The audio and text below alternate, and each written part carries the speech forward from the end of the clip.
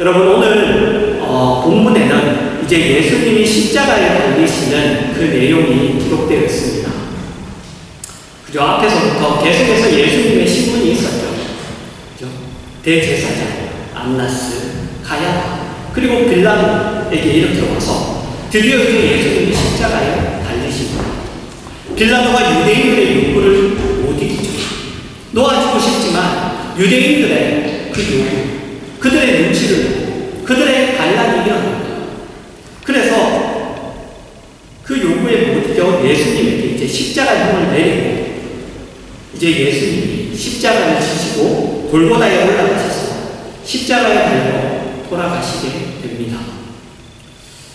여러분 우리는 예수 그리스도와 그분의 십자가 죽음에 대하여 우린 자주 이야기하죠. 우리가 이야기하는 성경의 내용 중에 그것 없이 얘기할 수 있는 부분은 아마 없을 겁니다. 사실 기독교를 이야기할 때 반드시 이야기해야 되는 내용이죠. 그러니 우리가 늘 그 예수 그리스도의 죽음과 십자가를 이야기할 수밖에 없습니다. 그런데 여러분은 예수님의 십자가에서의 그 죽음을 볼 때 여러분은 어떤 생각이 드십니까? 그 예수 그리스도의 십자가 죽음을 이렇게 떠올릴 때 여러분에게 가장 먼저 생각나는 것은 무엇입니까? 여러분 오늘날 많은 기독교를 믿는 사람들이 믿지 않는 사람들에게 복음을 소개할 때 복음을 하나의 힘, 능력 아니면 어떤 행복, 축복으로 소개합니다. 예수님을 믿으면 안 되는 일도 잘 되고 어려움도 이겨낼 수 있고 안 좋은 일도 좋은 일이 되어 돌아오면은 어쩌면 일종의 어떤 병도 낫게 해주는 그러한 신비한 약으로 소개하죠. 물론 그렇게 하는 의도는 이해가 됩니다. 어떻게든 믿게 해요. 그죠? 어떻게든 이 사람이 믿기를 원하니까 그렇게 소개하죠. 좋은 말, 좋은 것을 그렇게 소개합니다. 그것은 마치 아이들이 먹는 약이 어른들이 먹는 약과 다른 것과 같죠. 아이들이 먹는 약은 딸기맛, 초코맛 이런 것들이 있어요. 그죠? 아이들 치약도 보면, 그죠? 우리가 쓰는 치약이, 어른들이 쓰는 치약이 매운맛이 아니라, 그죠? 딸기맛도 있고, 뭐 포도맛도 있고, 뭐 그렇습니다. 그래서 아이들이 먹는 약에도 여러분, 그렇게 그 맛을, 겉을 이렇게 코팅을 해놨어요. 그 안에 어떤 그런 단맛이 나요. 아이들이 약이 너무 써서 먹기 싫어합니다. 그래서 아이들에게 약을 먹이기 위해서, 어떻게든 먹이기 위해서 그렇게 만들죠. 이해합니다. 그러나 겉만 그렇게 코팅이 되어 있죠. 그죠? 맛만 그렇게 나도록 해야지 그 속까지 초코예요. 그 속까지 딸기, 그 속까지 여러분 그 코팅처럼 그런 맛이 나요. 이 약은 약이 아닌 것이죠. 그죠? 이미 그 약은 그 약이 아닌 거예요. 마찬가지로 예수님을 믿으면 복을 받습니다. 우리가 경험하는 거죠. 능력이 있습니다. 우리가 경험하는 거죠. 마음에 평안이 있고 영원한 소망이 있죠. 그래서 복음을 그렇게 소개할 수 있습니다. 하지만 그 복음의 내용조차도 실제로 그것이라면 이 복음이 아닌 거예요. 마치 그 약이 아닌 거죠. 이미 그 복음은 복음이 아닌 거예요. 여러분 성경은 복음을 어떻게 설명합니까? 성경은 복음을 설명할 때 무서운 이야기를 가지고 시작합니다. 무서운 이야기. 하나님이 우리의 죄를 어떻게 처리하셨는지, 하나님이 우리를 그분의 자녀로 삼기 위하여 얼마나 지독한 일을 하셨는지 그것을 가지고 설명합니다. 여러분 우리가 예수 그리스도의 십자가, 그분의 죽으심을 우리가 우리를 사랑하시는구나, 이렇게 사랑하시는구나 할 수 있습니다. 그런데 여러분 그 사랑이 얼마나 무서운 사랑인지 아십니까? 그 사랑, 예수 그리스도를 십자가에 못 박혀 돌아가시게 할 만큼 무서운 사랑입니다.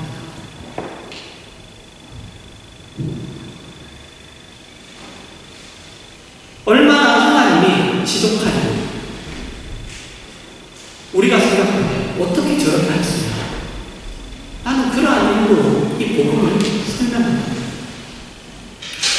그래서 우리가 예수님의 십자가에서 죽음을 생각할 때 그 일을 계획하신 분이 누구신가? 그 일을 결국 이루시고야 하신 분이 누구신지 우리가 그것을 향하여 우리의 시선을 옮겨야 합니다. 우리의 시선이 그것으로 옮겨져야 되는 것이죠. 여러분, 그렇지 않으면 우리가 가진 복음, 우리가 가지고 있는 이 복음이 굉장히 말랑말랑해질 위험이 있습니다. 예수 그리스도를 이 땅에 보내셔서 33년 동안 우리 인간들 속에서 고생과 수고를 하게 하시고, 그리고 그 모멸과 수치와 고통 속에서 그 끝맺음을 하도록 요구하신 분이 바로 하나님이라는 것을 우리가 늘 기억해야 합니다. 그래서 복음에는 여러분, 축복도 있지만 저주도 있습니다. 상도 있지만 벌도 있습니다. 항상 복음이 소개될 때 그 두 개가 함께 소개됩니다. 복음은 그것을 믿는 자에게는 큰 축복이죠. 하지만 믿지 않는 자에게는 이미 심판인 거예요. 그리고 그 축복도 두려운 마음으로 우리에게 받아들이라고 합니다. 왜죠? 왜 두려운 마음으로 그 축복을 받아들여야 되냐? 하나님이 그분의 아들을 이 땅에 보내셔서 십자가에 매다셨기 때문입니다. 그래서 그것을 가볍게 받아들이면 안 돼요. 그것은 복음에 숨어있는 하나님의 사랑의 진지함이에요. 하나님의 하나님다운 그 거룩함과 의로움의 가장 무서운 모습 중에 하나입니다. 우리는 우리가 하나님 앞에 은혜를 받는 것과 하나님이 우리를 위하여 예수 그리스도를 십자가에 못 박았다는 것이 얼마나 무섭고 굉장한 것인지 알아야 합니다.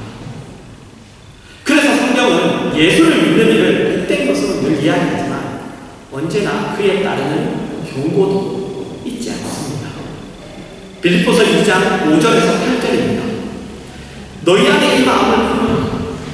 곧 그리스도 예수의 마음이 그는 근본 하나님의 본체시나 하나님과 동등됨을 친할 것으로 여기지 아니하시고 오히려 자기를 비워 종의 형체를 가지사 사람들과 같이 되시고 사람의 모양으로 나타나사 자기를 낮추시고 죽기까지 복종하셨으니 곧 십자가에 죽으십니다. 이런 말씀을 볼 때마다 하나님이 예수님이 나 때문에 고통을 당하셨구나. 이렇게 고통스러운 길을 얼마나 힘든 길을 가셨구나. 그 사랑과 은혜가 얼마나 큰가. 그렇게 눈물을 글썽거리고 감동만 하실 것이 아니라 예수님에게 그런 길을 요구하신 하나님에 대하여 놀라셔야 됩니다. 그 하나님에 대하여. 그렇지 않으면 십자가에 나타난 사랑, 기독교 신앙이 이야기하는 사랑, 그 사랑의 무서움을 제대로 깨닫지 못하게 되죠. 이어서 9절에서 11절입니다. 이러므로 하나님이 그를 지극히 높여 모든 이름 위에 뛰어난 이름을 주사 하늘에 있는 자들과 땅 아래에 있는 자들로 모든 무릎을 꿇게 하시고 모든 입으로 예수 그리스도를 주라 시인하여 하나님 아버지께 영광을 돌리게 하셨습니다. 하나님이 예수 그리스도의 순종과 죽음을 요구하셨습니다. 하나님이 그분에게 그것을 요구하셨어요. 그래서 하나님이 그것을 하신 예수님, 그 요구를 받아들이시고 그것을 행하신 예수님에게 모든 자들로 무릎을 꿇게 하시고 예수 그리스도를 주라고 시인하게 하셨습니다. 이어서 12절입니다. 그러므로 나의 사랑하는 자들아, 너희가 나 있을 때뿐 아니라 더욱 지금 나 없을 때 항상 복종하여 두렵고 떨림으로 너희 구원을 이루라. 하나님이 그렇게 하셨기 때문에 두렵고 떨림으로 너희 구원을 이루라고 합니다.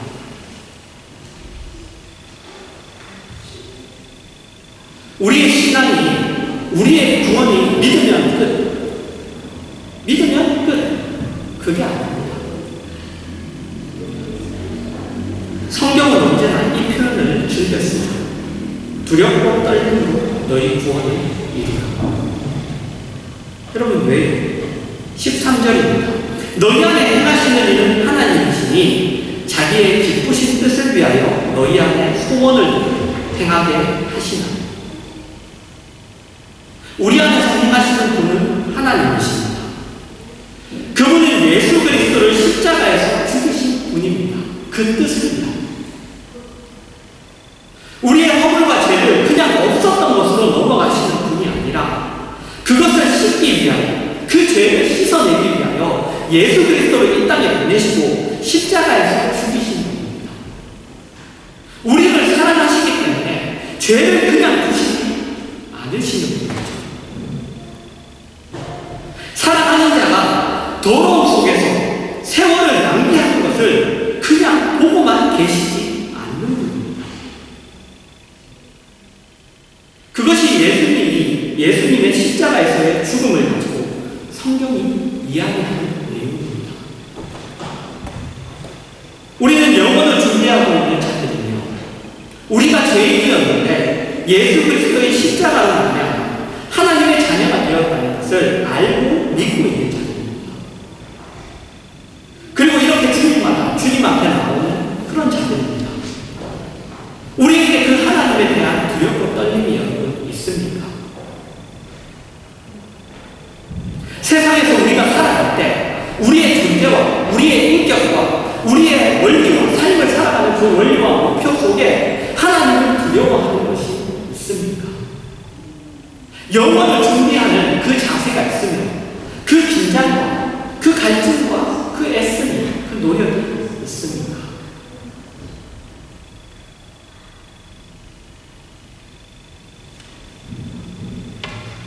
고린도후서 6장 14절에서 18절입니다. 너희는 믿지 않는 자와 멍에를 함께 내지 말라. 의와 불법이 어찌 함께하며 빛과 어둠이 어찌 사귀며 그리스도와 벨리알이 어찌 조화되며 믿는 자와 믿지 않는 자가 어찌 상관하며 하나님의 성령과 우상이 어찌 일치가 되며 우리는 살아계신 하나님의 성전이라. 이와 같이 하나님께서 이르시되 내가 그들 가운데 거하며 두루 행하여 나는 그들의 하나님이네. 그들은 나의 백성이 되리라. 그러므로 너희는 그들 중에서 나와서 따로 있고 부정한 것을 만지지 말라. 내가 너희를 영접하여 너희에게 아버지가 되고 너희는 내게 자녀가 되라. 전능하신 주의 말씀이니라 하셨느니라. 우리는 세상 사람들에게서 나와 있는 자들입니다. 우리는 하나님의 자녀입니다. 그래서 믿지 않는 자와 멍에를 함께 내지 말아야 합니다. 이어서 10장 1절입니다. 그런즉 그러므로 사랑하는 자들아, 이 약속을 가진 우리는 하나님을 두려워하는 가운데서 거룩함을 온전히 하고 육과 영의 온갖 더러운 것에서 자신을 깨끗하게 하자. 여러분, 우리는 하나님을 두려워할 줄 알아야 합니다.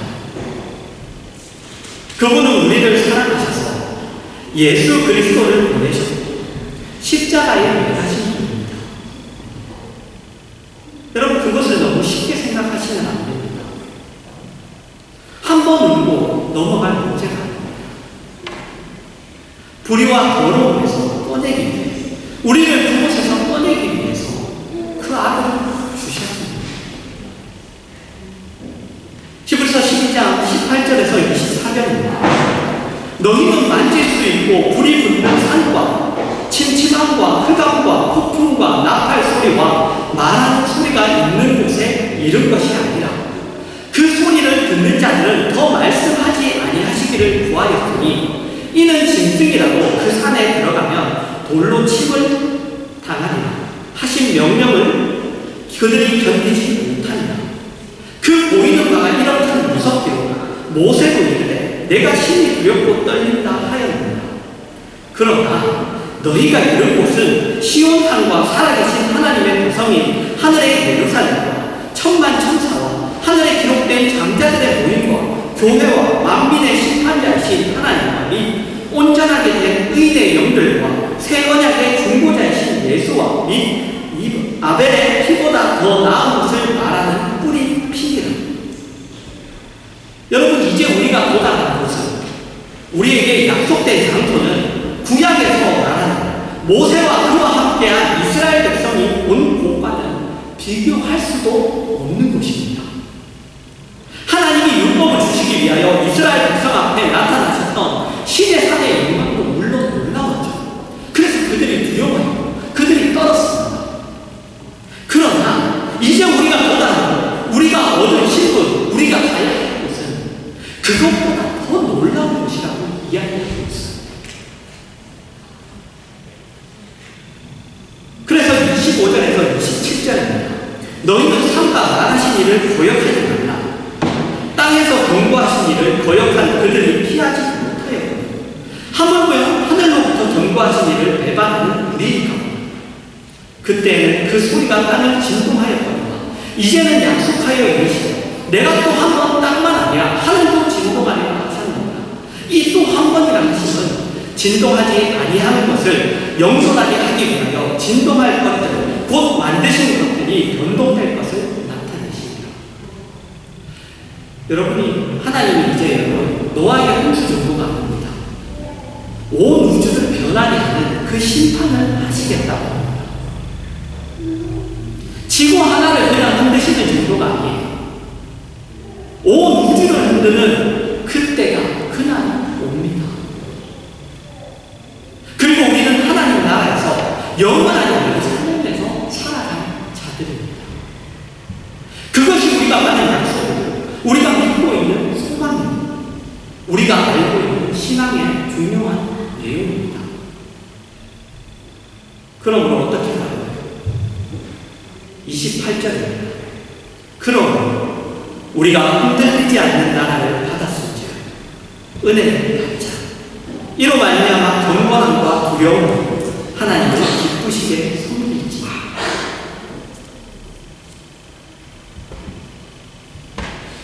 하나님을 경건함과 두려움으로 기쁘시게 섬기지. 하나님이 누구십니까? 29절입니다. 우리 하나님은 소멸하는 불이십니다. 여러분, 잘못하면 하나님이 벌 주십니다.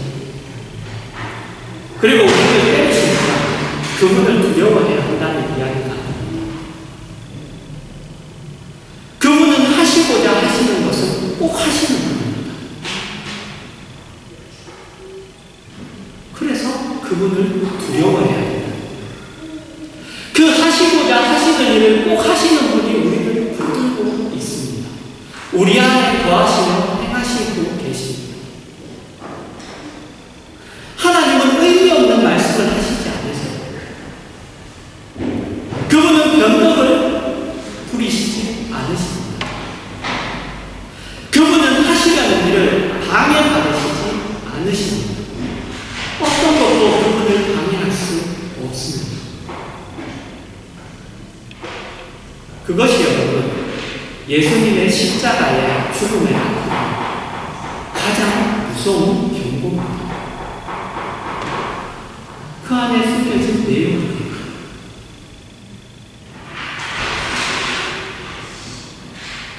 여러분, 우리가 그것을 기억해야 됩니다. 그것을 기억하면 우리는 우리의 삶의 매일의 싸움을 우리는 지지 않아야 합니다. 우리의 신앙을 버려두고 그냥 살면 안 되죠. 신앙의 결심들과 그 긴장들을 우리가 늘 붙들고 놓치지 않아야 합니다. 신앙인으로 사는 것, 그것을 우리가 내일로 미루면 안 됩니다. 눈앞에 있는 일을 위해서, 눈앞에 있는 그 즐거움, 명예와 권세를 위해서 그것을 먼저 얻으면 다음에 나중에 시간이 생기면 성도답게 살기로 그렇게 하루하루를 미루면 안 된다.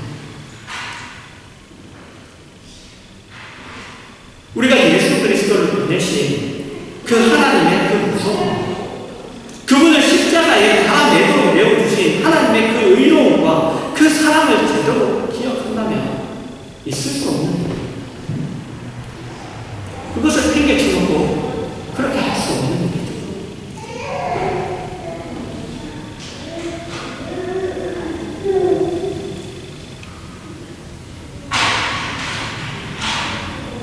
그 완전함, 여러분 완전함을 이야기하는 것이 아닙니다. 그 완전함을 이야기하는 것이 아니라 무엇을 이야기하는 것이냐, 히브리서 12장 8절에서 13절입니다. 징계는 다 받는 것이거든 너희에게 없으면 사생하여 심하느냐. 또 우리 육신의 아버지가 우리를 징계하여도 공경하였거든 하물며 모든 영의 아버지께 더욱 복종하며 살려 하지 않겠느냐. 그들은 잠시 자기의 뜻대로 우리를 징계하였거든 오직 하나님은 우리의 유익을 위하여 그의 거룩하심에 참여하게 하시느니라. 무릇 징계가 당시에는 즐거워 보이지 않고 슬퍼 보이고 후에 그로 말미암아 연단받은 자들은 의와 평강의 열매를 맺느니라. 그러므로 피곤한 손과 연약한 무릎을 일으켜 세우고 너희 발을 위하여 고들길을 만들어 저는 다리고 하여도 오그러지지 않고 고침을 받게 하라. 여러분, 우리는 연약한 자입니다. 미련한 자입니다. 하나님의 위엄, 그분의 사랑을 알지만 말을 듣지 않는 그런 어리석은 자들입니다. 그렇다고 해서 주저앉아 있으면 안 되죠. 여러분, 세상에서도 하늘을 스스로 돕는 자를 돕습니다. 우리의 신앙이 말뿐이거나 아니면 기도뿐이어서는 안 되죠. 노력해야 돼요. 노력해야 돼요. 그래서 그 노력하는 것을 여러분 왜 노력하느냐? 그 노력을 하는 가운데 실패하고 눈물이 있어야 되고 좌절과 그 아픔이 있어야 됩니다. 아, 안 되는구나. 아, 내가 이렇게 하고 싶은데 나는 왜 또 이렇게 했지?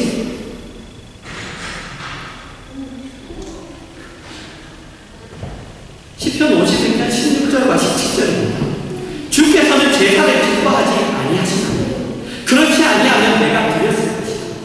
주는 번제를 기뻐하지 아니하시나니 하나님께서 구하시는 제사는 상한 심령이니 하나님이여 상하고 통회하는 마음을 주께서 멸시하지 아니하시리니. 제사를 안 드리고 제사도 안 드리고 놀아도 된다는 말이 아닙니다. 하나님이 원하시는 제사는 상한 마음입니다. 회개하는 마음입니다. 여러분, 성도라면 그것이 있어야 합니다.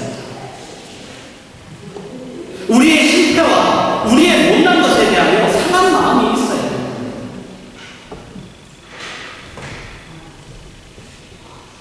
심령이 가난하면 애통하는 자, 의의 주인 자에게 하나님은 응답하십니다. 여러분, 노력하십시오. 저절로 신앙이 입에서 나오고 눈빛에서 나오고 여러분 몸에 배어들게 훈련하십시오. 기도하시는 것을 습관하시고 성경 보는 것을 습관하십시오. 다른 사람들에게 좋은 이야기 하는 것을 습관하십시오. 여러분의 입술을 깨물고 악한 말을 감추시고 여러분 속에서 뚫고 나오는 그 악한 생각들을 여러분 누르십시오. 저절로 되지 않습니다.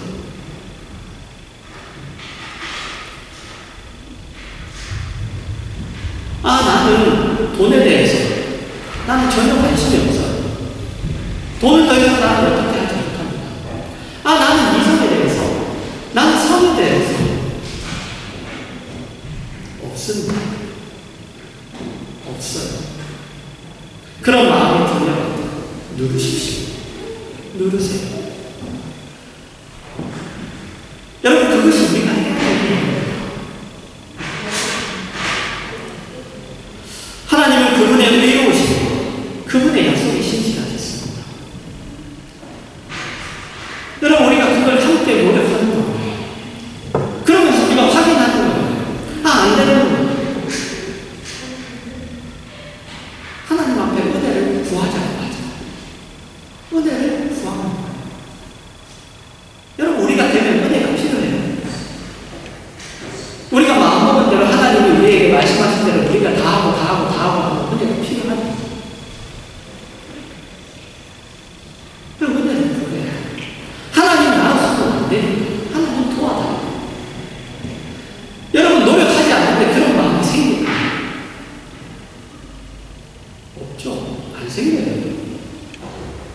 필요성도 못 느끼는데 무슨 그런 마음이 있어요?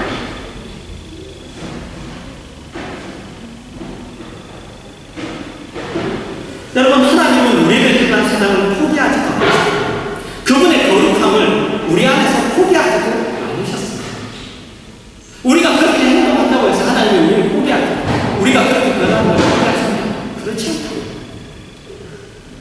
우리에게 긍휼과 자비를 베푸시되 동시에 우리에게 거룩함과 의로움을 여전히 요구하시고 계십니다. 하나님은 그분의 아들을 보내셔서 사람들의 손에 의해 피 흘리고 고통과 수모 속에 죽게 하셨어요. 그러니 십자가에서 죽으신 예수 그리스도를 생각하신다면 예수 그리스도를 십자가에 매다신 하나님의 그 하나님이신 그 하나님의 무서움, 그 사랑의 놀라움을 기록하십시오. 우리를 향한 그분의 사랑이 어떻게 실제로 이루어졌는지, 그분의 사랑이 얼마나 무섭고 굉장한지, 그분의 거룩하심과 그 의로우심에 대한 요구가 얼마나 지겨운지 여러분 기억하십시오. 그분이 요구하시는 그 의와 거룩에 대해, 그리고 그분이 약속하신 영원한 나라에 대해 자신과 자신의 삶이 어떤 자세로 서는지 여러분 확인하시고 늘 돌이키십시오. 디모데후서 4장 1절로 말씀을 읽겠습니다. 디모데후서 4장 1절입니다. 하나님 앞과 살아있는 자와 죽은 자를 심판하실 그리스도 예수 앞에서 그가 나타나시고 그의 나라를 두고 엄히 명합니다. 여러분, 이 말씀을 우리가 결코 잊어서는 안 되는 우리 삶의 유일한 근거이자 목표입니다.